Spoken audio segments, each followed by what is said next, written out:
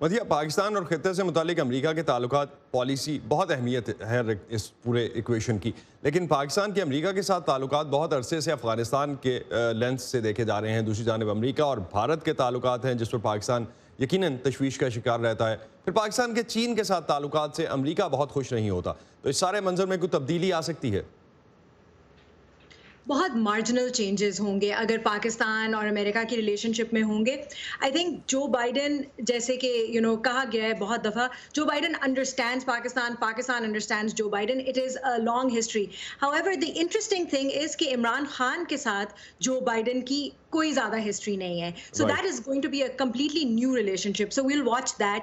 آئی think India کے ساتھ ties will remain strong and the US will deepen strategic ties. However, one thing with India is that Joe Biden will probably say something about Kashmir. Let's see what exactly Awais has to say on this. Awais, your take quickly, please.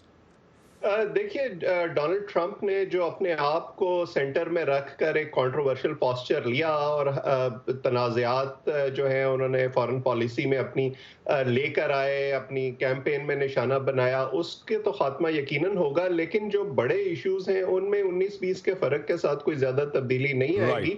میں یہ دیکھنا چاہوں گا کہ وہ اپنی team کیا منتخب کرتے ہیں اور ان کی پالیسی پوزیشنز کیا ہوتی ہیں، تو وہ شاید آگے ڈیسائیڈ کرے گی۔ رائٹ، بہت شکریہ اویس صاحب کا، بہت شکریہ مدیہ آپ کا۔